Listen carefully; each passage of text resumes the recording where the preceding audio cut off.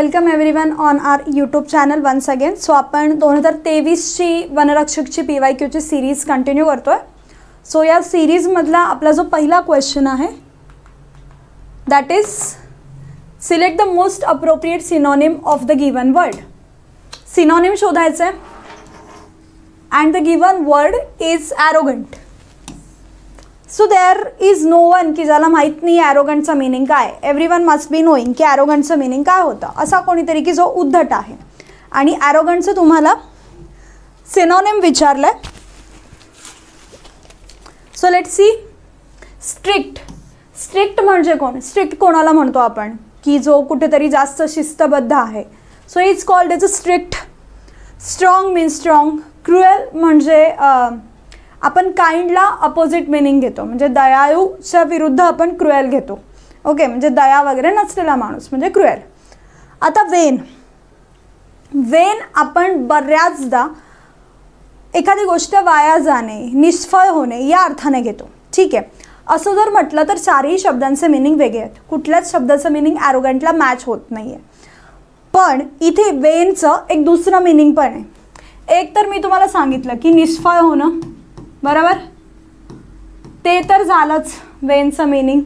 पण वेनचं second meaning आहे, अजून एक मिनिंग आहे की एखादी अशी व्यक्ती जिला आपल्या बुद्धिमत्तेचा किंवा मग आपल्या सौंदर्याचा खूपच जास्त गर्व आहे. कळतंय. सो ती ॲरोगंटच्या शेडला मॅच होणारा मोस्ट अप्रोप्रिएट. जेव्हा बघा इथे ते काय म्हणतात की मोस्ट अप्रोप्रिएट. सो डेफिनेटली हे तिघं तर मॅच नाही होत आहेत. So which one is most appropriate. Vain. Okay, so again I am telling you, vain means who, की ज्याला आपल्या मेंटल अबिलिटीचा किंवा मग आपल्या ब्युटीचा गर्व आहे असं म्हटलं जातं वेन. क्रुएल तुम्हाला माहिती आहे आपण काइंडला अपोजिट वर्ड म्हणून यूज करतो. स्ट्रिक्ट आणि स्ट्रॉंग त्याचा ॲरोगंटशी काही संबंध नाही आहे. Next, select the most appropriate meaning of the given idiom. Dark horse. आता डार्क हॉर्स म्हणजे काय. डार्क म्हणजे ब्लॅक. ठीक आहे, तर ब्लॅक हॉर्स. ब्लॅक हॉर्स म्हणजे असा हॉर्स असतो की जो जिंकणार नाही. जिंकणारा हॉर्स कुठला तर तो व्हाईट असेल अशी एक टेंडन्सी होती. ठीक आहे, again it trace back to the medieval period of Europe. ठीक आहे, सो त्याच्याशी रिलेटेड आहे ही की जेव्हा घोड्यांची रेस व्हायची तेव्हा असं व्हायचं की जिंकणारा घोडा तर हाय, ह्याच्याकडून एक्सपेक्टेशन्स असायचे. बट ऐन टाईमला कोणी दुसरंच जिंकायचं, म्हणजे ब्लॅक हॉर्स जिंकला, डार्क हॉर्स जिंकला. सो इट वॉज लाईक की अशी व्यक्ती जिंकली की जिच्याकडून एक्सपेक्टेशन्स नव्हते ही जिंकेल. सो आपल्या लाईफमध्ये पण बऱ्याचदा असं होतं. आपण एक टफ कॉम्पिटिटर असतो एखादा आणि असं वाटतं की हां हे दोघं जिंकतील, ह्या दोघांमधलं कोणीतरी एक जिंकेल आणि जिंकतं कोणी तिसरंच, म्हणजे ज्याच्याकडून म्हणजे अनएक्सपेक्टेड रिझल्ट असतो तो. कळलं. मग अशी जी व्यक्ती जिंकते ना की जिच्याकडून आपल्याला एक्सपेक्टेशन्सच नसतात की ती जिंकेल आणि ती जिंकते, तर it's called as a dark horse. कळतं. अनएक्सपेक्टेड विनर की तो जिंकेल, म्हणजे आपण ह्या दोघांमध्ये कुठेतरी असं म्हणत असतो हा जिंकेल किंवा हा जिंकेल, जिंकतो कोणी तिसराच, तर तो तिसरा म्हणजे कोण. Dark horse.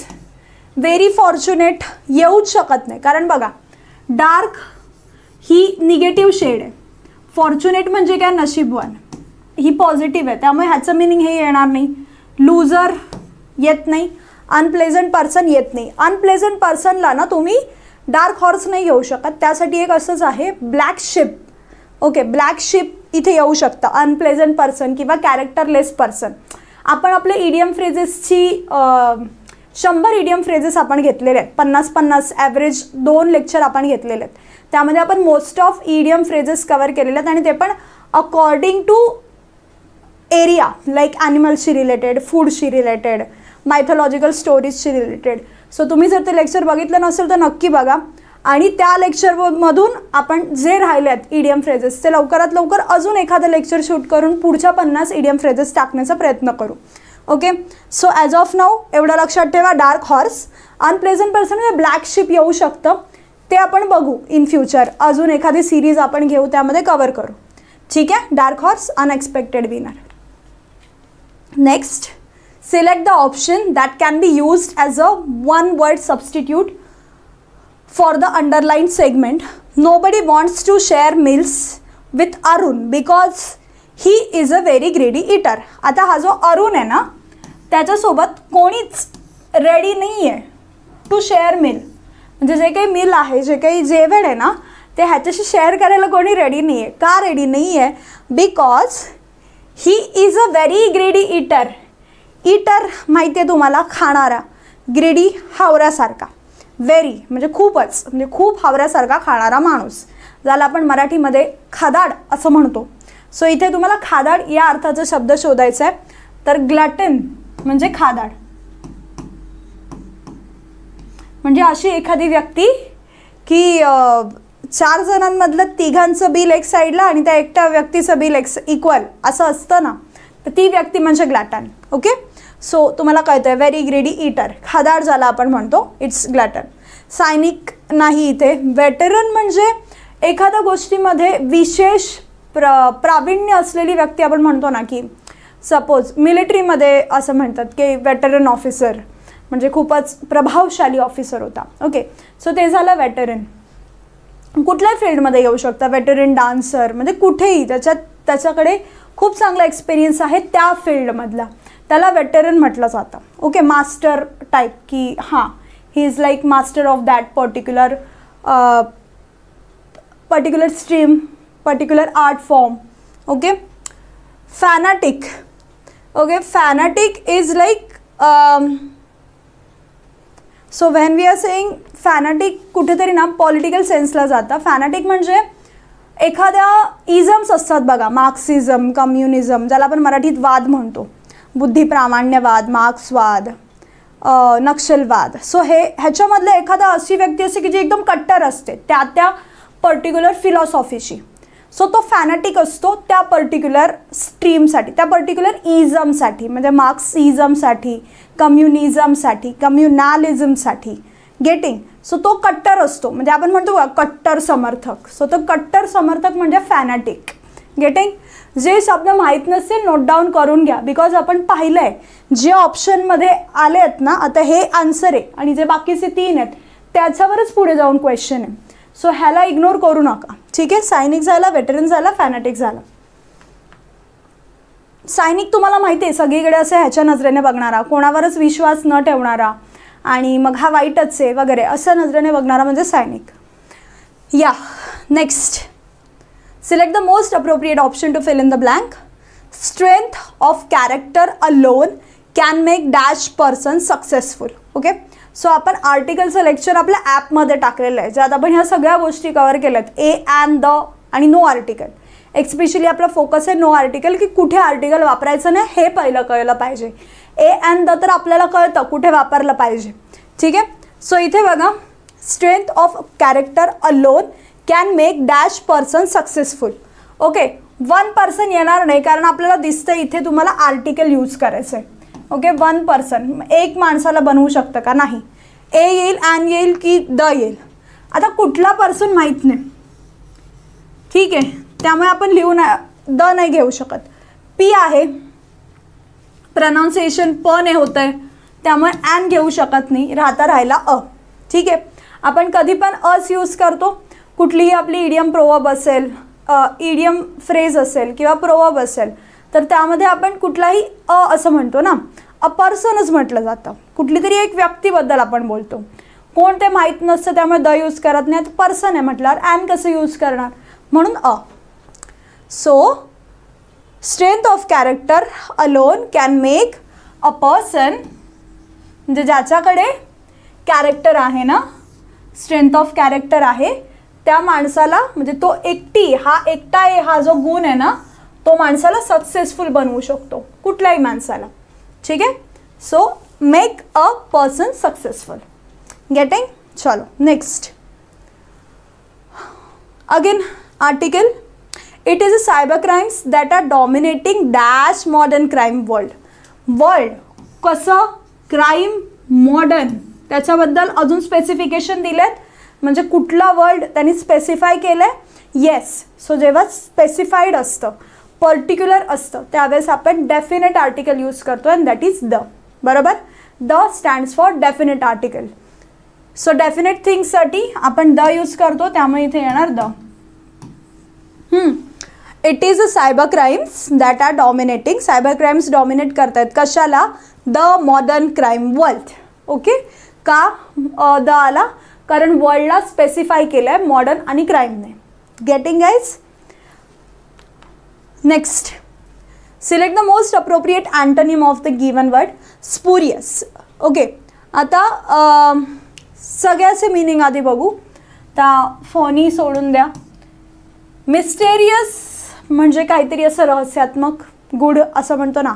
हां, this thing is mysterious, this place is mysterious. ठीक आहे. त्यानंतर स्केरी म्हणजे घाबरण्यासारखं. जेन्युइन म्हणजे खरं, की आपण बोलतो ना अरे काहीतरी जेन्युइन रिझन तर सांग. सो दॅट जेन्युइन म्हणजे काय की एकदम खरं कारण. ओके, एखादी खरी गोष्ट, तथ्य, सत्य म्हणजे जेन्युइन. स्पुरियस म्हणजे फेक किंवा खोटं, फॉल्स. आता तुम्हाला विचारलंय काय अँटोनिम, त्यामुळे स्पुरियसचा अँटोनिम काय येणार आहे तुम्ही पण सांगू शकताय, जेन्युइन. ठीक आहे. या स्कॅरी, मिस्टेरियस, जेन्युइन. स्पुरियसचं अपोजिट वर्ड येणार आहे जेन्युइन. The guest insisted. आता ही फ्रेज आहे. ओके, इन्सिस्टेड ऑन किंवा इन्सिस्टेड इन, इन्सिस्टेड बाय असं नसतं. मग काय असतं? Insisted to. Okay, the guest insisted to living immediately. I was insisted to write the book. Okay, so to insisted to अशी फ्रेज असते. ठीक आहे. सो लक्षात राहिली ते कधी पण इन्सिस्टेडच्या पुढे काय वापरायचं असं जर आलं तर तुम्ही लिहिणार आहे insisted to. Next, select the most appropriate article to fill in the blanks for the given sentence. Mark no article if there is no requirement of article. So मी या आधीच्या लेक्चरला पण तुम्हाला सांगितलं होतं लाईट हा बेसिकली ॲब्स्ट्रॅक्ट नाऊन आहे आणि ॲब्स्ट्रॅक्ट नाऊनच्या आधी आर्टिकल लागत नाही. त्यामुळे खरं तरी ते नो आर्टिकल हे उत्तर असायला पाहिजे. बट मोस्ट ऑफ सोर्सेसमध्ये आपण जर पाहिलं तर TCSनेचं द हे उत्तर दिलं आहे. वेगवेगळ्या परीक्षांमध्ये जर पाहिलं आपण तर द हे उत्तर दिलं आहे. बट बेसिकली लाईट्स हा ॲब्स्ट्रॅक्ट नाऊन आहे आणि तो स्टार्टिंगला आला आहे. जर असं असेल की लाईट्स कुठले, रेस्टॉरंटमधले, अशा अर्थाने जर घेतला ना तर तो स्पेसिफाय होतो आहे. त्यामुळे द वापरणं योग्य आहे. ओके, सो तुम्ही हा सेन्स यूज करा की कशाबद्दल आलं आहे. मग इथे त्यांनी लाईट स्पेसिफाय केले आहे ना की lights are dim at the restaurant. Okay, कुठे? रेस्टॉरंटमध्ये, म्हणून इकडे द येईल. पण फक्त जर तुम्हाला लाईटवरून काहीतरी आलं की light travels dash dash dash kilometre per hour असं काहीतरी तर तुम्ही द नाही यूज करायचं. गेटिंग? सो इथे द येईल. The lights are dimmed at the restaurant. My doctor advised me to give up smoking. Okay, given up नहीं, gave up नहीं, giving up नहीं, to give up. My doctor advised me to give up smoking. Now, आता तुम्हाला phrase दिलाय. Okay, आणि ह्याच्यासाठी तुम्हाला one word शोधायचं आहे. So examination of dead body. तुम्हाला माहिती आहे की एखादी डेड बॉडी आहे आणि तिचं जेव्हा एक्झामिनेशन होतं तर त्याला काय म्हटलं जातं? ऑटोप्सी म्हटलं जातं. बायोप्सी म्हणजे काय? एक स्पेशली कॅन्सरमध्ये ना टिश्यूज घेतले जातात बॉडीमधून. म्हणजे सपोज एखाद्या पर्टिक्युलर पार्टमध्ये त्यांना जर वाटतं आहे डिफेक्ट किंवा काहीतरी प्रॉब्लेम आहे तर त्या पर्टिक्युलर पार्टमधले टिश्यूज कलेक्ट केले जातात. त्या टिश्यूजवर स्टडी केला जातो and that is called as a biopsy. हां, आपण बऱ्याचदा ऐकतो त्याची बायोप्सी झाली. मग त्याचा अभ्यास करून एक्झॅक्टली डिटेक्ट केलं जातं की कुठला डिसीज आहे. रोग निदानासाठी, डायग्नोसिससाठी, डिसीज डायग्नोसिससाठी आपण बायोप्सी यूज करत असतो. गेटिंग? ऑटोप्सी म्हणजे काय की एखादा माणसाची डेथ झाली त्याच्यानंतर बॉडीचं जे चेकअप होतं ना, जी काही एक्झामिनेशन होतं त्याला आपण ऑटोप्सी म्हणतो. सर्जरी आणि ऑपरेशन यू गाईज नो. ठीक आहे, त्याचा इथे काही संबंध नाही आहे. Next, choose an option which can be substituted a given word, sentence or phrase out of options. Rohit is greedy for money. His colleagues call him spendthrift, cynic, splendid, avaricious. आता हा जो रोहित आहे ना तो कसा आहे? ग्रीडी आहे. Greedy म्हणजे काय? लालची आहे. कशासाठी? पैशांसाठी, मनीसाठी. ओके, सो त्याचे फ्रेंड्स त्याला काय बोलतील, असंच काहीतरी बोलतील की पैशांसाठी लालची आहे वगैरे वगैरे, बरोबर. सो इथे बघा सगळ्याचेच पहिले मी तुम्हाला मिनिंग सांगते. सायनिकचं मिनिंग मी आत्ताच काही वेळापूर्वी सांगितलं होतं की कुठल्याही गोष्टीकडे पॉझिटिव्हिटीने न बघणारा आणि मग संख्येने बघणारा असा जो माणूस असतो तो सायनिक असतो. स्पेंडथ्रिफ्ट म्हणजे एकदम लॅविश लाईफ जगणारा, पैशांचा विचार न करणारा, त्याला स्पेंडथ्रिफ्ट म्हणतात. ठीक आहे, म्हणजे ज्याला काहीच पैशांचा काय म्हणतात कॅल्क्युलेशनची गरज ज्याला वाटत नाही अशी व्यक्ती म्हणजे स्पेंडथ्रिफ्ट. ठीक आहे, म्हणजे लॅविश लाईफ जगणारा एकदम. उदया ज्याला आपण म्हणतो, उदया की हा उदया आहे, उधळतो पैसे, तसं. स्प्लेंडिड म्हणजे समथिंग गुड, समथिंग इम्प्रेसिव्ह, ज्याच्यातून जे एखादी गोष्ट जी छान आहे, ओके, त्याला आपण स्प्लेंडिड असं म्हणतो. सो स्पेंडथ्रिफ्ट, स्प्लेंडिड हे दोघं पण नाही येणार आहेत, सायनिक नाही येणार. ॲव्हॅरिशियस म्हणजे काय माहिती आहे का, ॲव्हॅरिशियस म्हणजे अशी व्यक्ती की जी पैशांसाठी लालची आहे. ठीक आहे, म्हणजे जिला पैसा कधीच पुरेसा नाही वाटत अशा व्यक्तीला आपण ॲव्हॅरिशियस म्हणतो.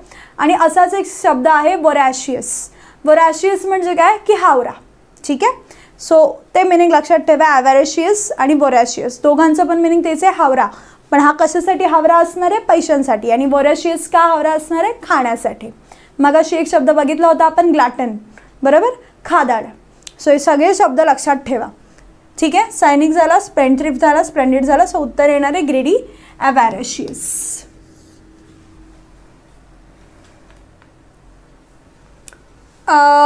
कन्स्ट्रक्ट अ सेंटेन्स, ह्याच्यापासून तुम्हाला सेंटेन्स बनवायचं आहे. सो यू कॅन फर्स्ट तुम्ही चेक करू शकता फर्स्ट लेटर कुठे मॅच होतं आहे का, नाही होत आहे. सगळीकडे ABED दिलेलं आहे, त्यामुळे तुम्हालाच बघावं लागणारी. इट सेफगार्ड्स पहिलं येऊ शकत नाही. दचा टी त्यांनी कॅपिटल दिला नाही आहे, त्यामुळे कुठेतरी तो येणार नाही. Children by providing, okay okay okay okay. So the rights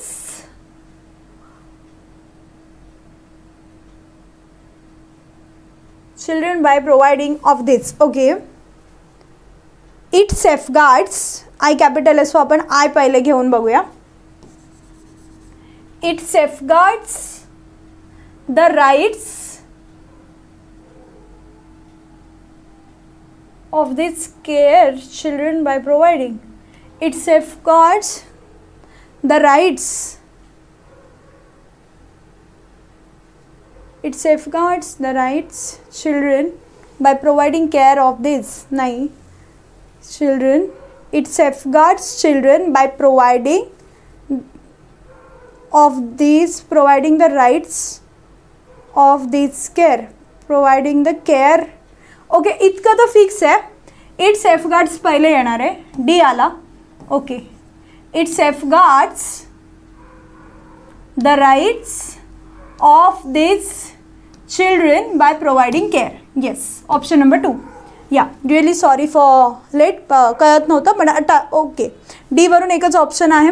It safeguards the rights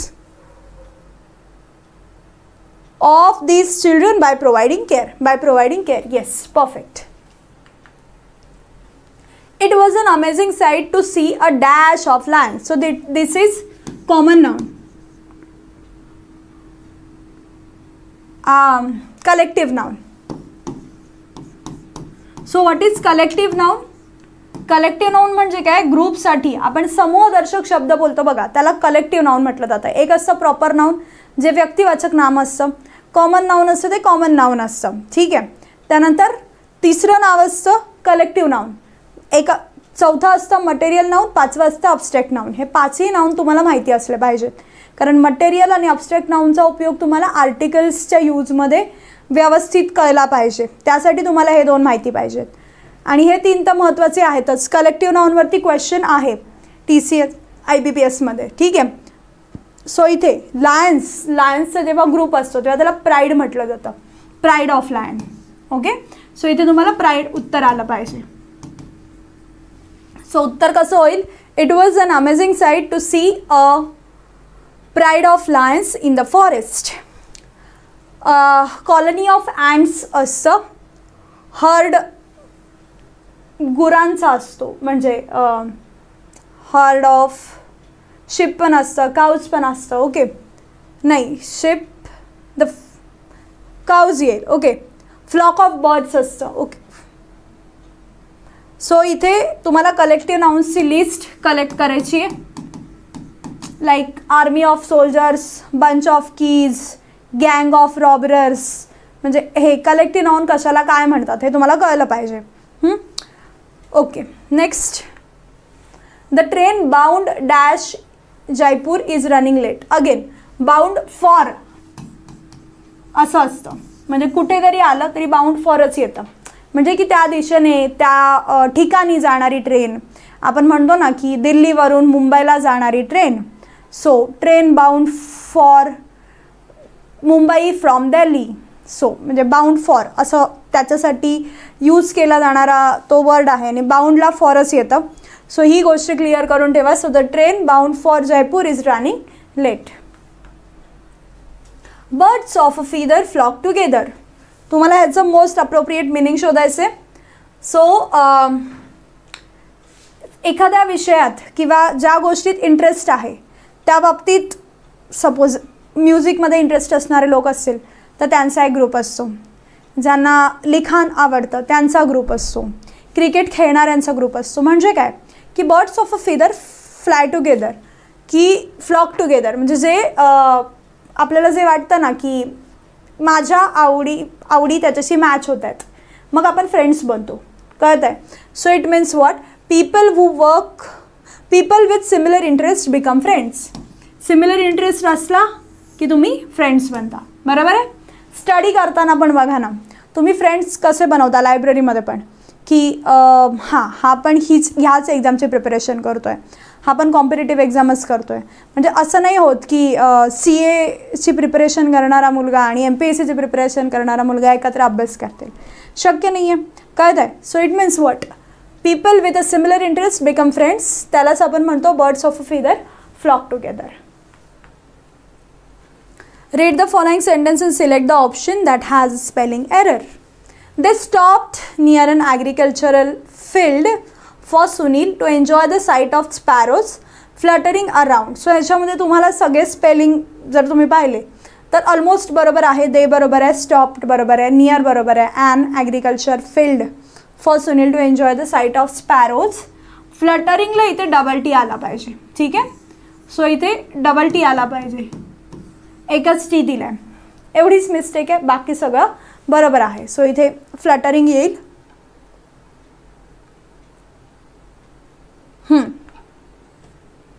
ना again question on article. So see the importance of article. आणि बऱ्याचदा असं वाटतं की ए अँड द तर समजलं आहे मला, अप्लाय करून बघा, ॲप्लिकेशन करून बघा. लाईक आपण जेव्हा लेक्चर घेतलं ॲपमध्ये पण त्यावेळेस आपण PYQs घेतले आणि इवन आपण जी टेस्ट सिरीज प्रोव्हाइड केली आहे ना, टेस्ट सिरीजमध्ये आर्टिकल्सवरती क्वेश्चन्स आहेत. So it means what? Application is more important. तुम्ही फक्त ऐकलं आणि मला येतं आहे ए अँड दवर तर it's not important. Actual apply करता येतं आहे का ते नॉलेज हे बघणं गरजेचं आहे. ठीक आहे? सो इथे बघा, गेट मी मिरर. सो कुठला मिरर माहिती आहे का? त्यामुळे द नाही यूज करू शकत. Get me a mirror, a bowl of water and a torch. एक गोष्टी हव्या आहेत, सगळ्या गोष्टी एक हव्या. एक मिरर, एक बाउल ऑफ वॉटर आणि एक टॉर्च. ठीक आहे? हां, अगेन इडियम फ्रेज. इडियम आली आहे under the weather. Under the weather म्हणजे काय की समजा वेदर खराब आहे तर त्याचा परिणाम आपल्या शरीरावर होतो, आपल्या हेल्थवर होतो, आपण आजारी पडतो. सो त्याच्याशी कनेक्टेड ही इडियम आहे की टू फील सिक. आजारी पडणं म्हणजे अंडर द वेदर, की वेदरचा लगेच परिणाम होतो बाबा माझ्यावर. कळलं? अंडर द वेदर आहे. वेदर चेंज झालं, इकडून हा गेला आणि दुसरा आला, वेगळं वेदर आलं की मी आजारी पडणार आहे. कळतं? सो अंडर द वेदर म्हणजे काय? To feel sick. Getting? So this is again common असं काही खूप डिफिकल्ट किंवा नवीन आहे यातला भाग नाही. पॅराजंबल. सो पॅराजंबलसुद्धा आपल्याला घ्यायचं आहे आणि पॅराजंबलची प्रॅक्टिस खूप महत्त्वाची आहे. पॅराजंबलमध्ये एक गोष्ट तुम्ही करू शकता, जे मी सतत सांगत आले, की फर्स्ट लेटर आहे ना दिलेल्या ऑप्शनमध्ये जिकडे जिकडे तुम्हाला कॉमन दिसेल ना ते घेऊन बघा. इकडे तर ठीकच आहे, सगळीकडे एच दिला आहे, बट मोस्ट ऑफ ठिकाणी ना तुमचे 2 ऑप्शन कट होतात जर तुम्ही ह्या मेथडने गेलात.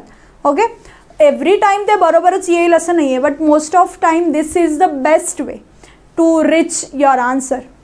आता इथे तर मला माहिती आहे एच पहिला येणार आहे. Danny loves his father and spends all his time with him, often helping him at a petrol station. की डॅनीला त्याच्या पप्पांसोबत राहायला आवडतं, तो त्यांच्याचसोबत वेळ घालवतो आणि त्यांचे पेट्रोल स्टेशनवर जाऊन त्यांना मदत पण करतो. ठीक आहे. देन खाली बघा, then one day rich man name Victor Hazel. Then one day match नाही होते बघा, फक्त इन्फॉर्मेशन दिली आहे. हां, then one day, yes, then one day A rich man named Victor Hazel drove up in his bright shiny car. एक दिवशी काय झालं की विक्टर हॅझल नावाचा एक माणूस होता की जो गाडीतून उतरला. ब्राईट शायनी कार होती त्याच्याकडे. AC. When Danny went to fill petrol, he said. मग त्या टाईमला डॅनीने काय केलं, डॅनी गेला आणि पेट्रोल भरायला गेला. He said, keep your filthy little hands to yourself. Do you understand? So तो त्याला बोला. मग Danny's father told mister Hazel off and sent him on his way. Yeah, so your answer will be ACDB. ACDB. So इथे पण तुम्ही second common ऑप्शनवरून ह्या दोघांमध्ये 50-50 जाऊ शकला असतात. ठीक आहे, मोस्ट कॉमन ऑप्शननेच पुढे पुढे जाण्याचा प्रयत्न करायचा, तेच आन्सर असतं. यासाठी तुम्ही TCSचे सगळे क्वेश्चन साधेसे बघा आणि ही मेथड लावून बघा, अप्लाय होते. ठीक आहे. सिनॉनिम शोधायचं. ॲडमॉनिश. ॲडमॉनिश म्हणजे एखाद्याला छान असं त्याला प्रोत्साहन देणं, त्याचं कौतुक करणं, प्रेज करणं म्हणजे ॲडमॉनिश. ओके, त्याचा सिनॉनिम विचारलं आहे तुम्हाला. ॲडमिट, प्रेज, रिप्रिमँड आणि flatter. Okay, so actually when we are saying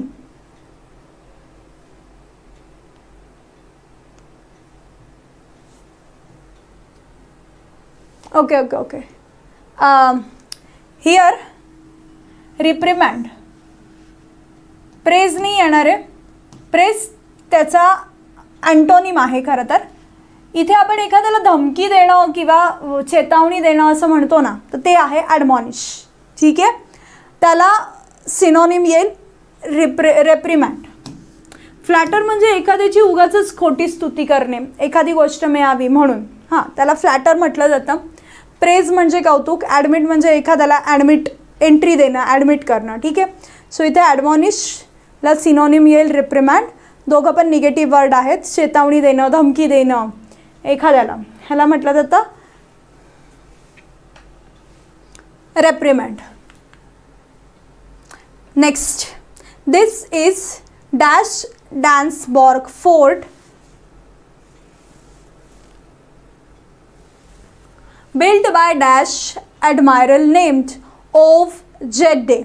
okay, आता ह्याचं नाव इथे ॲडमायरल आहे, त्यामुळे इथे ॲन येईल, हे तर कन्फर्म आहे मला. मग लास्टला ॲन असलेलं काय काय आहे, एकच आहे ऑप्शन. ओके, आणि हा जो फोर्ट आहे, लेक्चरमध्ये पण ॲपमध्ये मी सांगितलं आहे की कुठलंही हिस्टॉरिकल मॉन्युमेंट आलं, कुठलंही असू द्या, युरोपमधलं असू द्या, इंडियातलं असू द्या, कुठलंही हिस्टॉरिकल मॉन्युमेंट आलं तर हिस्टॉरिकल मॉन्युमेंट्सच्या आधी द हेच आर्टिकल लागतं. ठीक आहे, सो इथे द काय येणार आहे, कारण हिस्टॉरिकल मॉन्युमेंट आलं आहे. This is the, okay, this is the Dansborg fort build by an admiral named OF-Jeddah. Everyone feels young in my grandfather's company. Feels young. Feels young म्हणजे काय, यंग म्हटलं की तुमच्या डोळ्यासमोर कसं येतं, असं उत्साही, फ्रेश समथिंग, बरोबर. सो त्याचं मिनिंग येतं रिजुव्हिनेट्स, नॉट मॉडर्नाइज, रिकन्स्ट्रक्ट नाही, रेनोवेट्स नाही. So everyone feels young in my grandfather's company. Feels young म्हणजे rejuvenates. In our garden we have a lot of trees whose leaves fall in autumn. So ह्याला म्हटलं जातं deciduous trees. So आपण आधीच्या लेक्चरमध्ये पण हे चारही टाईप एक्सप्लेन केले होते. एव्हरग्रीन म्हणजे सदाहरित वनम, अल्पाईन ट्रीज जे तुम्हाला तिकडे पाहायला मिळतात उत्तरेकडे, coniferous trees those who have conical shape at their top. Okay, conical shape असतो. ठीक आहे. So these are the different types of trees. Deciduous म्हणजे पानझडी वनं की जे पर्टिक्युलर काळामध्ये when they face problem of lack of water at that time ते काय करतात की त्यांचे लिव्स शेड करतात. ठीक आहे. नेक्स्ट बघा अँटोनिम. स्क्वॅलिडचं अँटोनिम विचारले. सो इथे स्क्वॅलिड डिंगी, डर्टी, ग्रीमी म्हणजे स्क्वॅलिड म्हणजे एखादी घाण गोष्ट, अशुद्ध गोष्ट म्हणजे हे तिन्ही शब्द येतात. Dirty, dinghy, grimy. प्युअर म्हणजे शुद्ध. सो हा ह्याच्या अपोजिट आहे, अँटोनिम आहे. प्युअर शुद्ध, पवित्र, स्वच्छ. ओके, स्क्वॅलिडच्या opposite. His fame carried him through the globe to lecture. असं होईल का? Carried him through the globe, carried him by the globe, carried him to the globe. नाही, carried him across. See across आपण कुठे वापरतो? एखादी नदी आहे, अक्रॉस द रिव्हर, बरोबर? तसं आहे की पूर्ण जगात म्हणजे अक्रॉस द वर्ल्ड. त्यामुळे थ्रू, टू किंवा बाय येणार नाही. Across the globe to lecture in Germany, the US, Japan and France. Amma will never allow us to cycling today नाही, टू गोईंग टू टुडे कसं होईल सांगा बरं? त्यामुळे हे गेलं. To go cycling today, today cycling today म्हणजे काय? ह्याचं पण मिनिंग लागत नाही. So cycled today. Amma will never allow us to cycle today.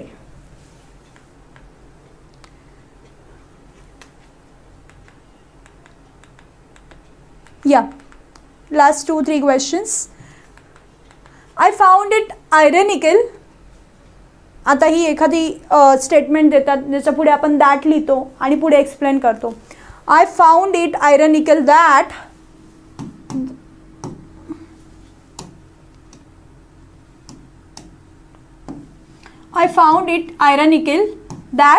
a man much older than me would always be asking me of my well-being instead of my asking about his. Rather of my asking about his. Simply of my, alternatively of my. Yeah, instead of my asking about his. Yeah. Then next. Persist. आपण म्हणतो बघा persistence म्हणजे continuation की किती पण problem येऊ आपण प्रयत्न करणं नाही सोडलं पाहिजे. So that is continue. So cease म्हणजे एखादी गोष्ट संपवणे, थांबवणे. आपण म्हणतो बघा सीज फायर अग्रीमेंट झाली म्हणजे 2 स्टेट्समध्ये ठरवलं गेलं की आता आपल्यातलं जे काही भांडण आहे ते थांबूया. तर सीज संपवणे, थांबवणे. सीज. क्रिएट म्हणजे निर्माण करणे. Struggle, you know, struggling for something. Continue. So persist, continue. Yeah, second last question.